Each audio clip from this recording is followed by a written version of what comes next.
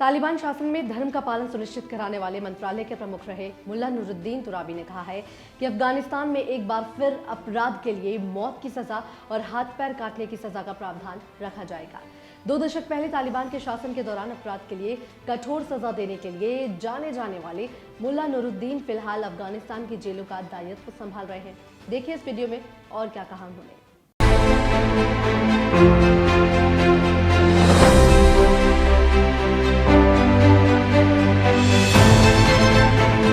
तालिबान शासन में धर्म का पालन सुनिश्चित करवाने वाले मंत्रालय के प्रमुख रहे मुल्ला नूरुद्दीन तुराबी ने कहा कि अगर जरूरी हुआ तो हाथ पैर या शरीर के अंग काटने की सजा को फिर से लागू किया जाएगा। उन्होंने कहा कि 1990 के दशक की तालिबान सरकार के दौरान अपराधियों को इस तरह की सजा सार्वजनिक तौर पर दी जाती थी, लेकिन नए शासन के दौरान ऐसा नहीं किया जाएगा। उन्होंने तालिबान के शासन में कठोर सजा की आलोचना पर नाराजगी जताई और कहा कि कोई हमें ये ना बताए कि हमारे कानून क्या होने चाहिए। इसी साल 15 अगस्त से अफगानिस्तान पर कब्जा करने के बाद से तालिबान कहता आया है कि इस बार की उसकी सरकार आम लोगों को कई तरह की रियायतें देगी और सख्त कानून लागू नहीं करेगी, लेकिन देश के कई हिस्सों से मानवाधिकारों के उल्लंघन और लोगों के साथ बर्बर व्यवहार की खबरें लगातार मिल रही हैं। गुरुवार को ह्यूमन राइट्स वॉच ने चेतावनी दी थी कि हेरात में तालिबान हाई प्रोफाइल महिलाओं की तलाश कर रहा है, महिलाओं के घरों से बाहर जाने पर पाबंदी लगा रहा है और उनके पहनावे को लेकर भी प्रतिबंध लगा रहा है।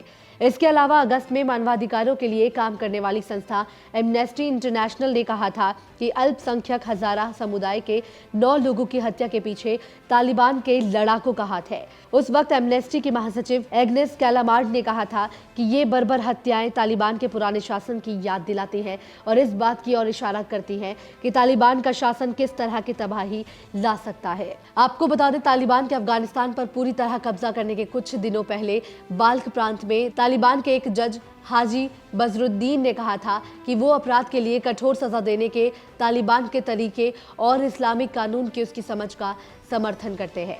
उन्होंने कहा था, हमारे शरिया कानून में शादी से पहले सेक्स अपराध है और इसके लिए महिला या पुरुष को सार्वजनिक तौर पर 100 कोड़े लगाने का प्रावधान है। वहीं शादीशुदा लोगों के लिए पत्थर मारकर मौत की सजा का प्रावधान है और जो लोग चोरी करते हैं अपराध साबित होने पर उनके हाथ काट देने की भी बात कही गई है। तालिबान की ये कट्टरपंथी सोच कुछ रूढ़िवादी संकीर्ण मानसिकता वाले अफगानों से मेल खाती है। हालांकि सत्ता में आने के बाद से तालिबान अंतर्राष्ट्रीय समुदाय के साथ बेहतर रिश्ते बनाने की कोशिश कर रहा है और अपनी छवि को पहले से बेहतर बनाकर पेश कर रहा है।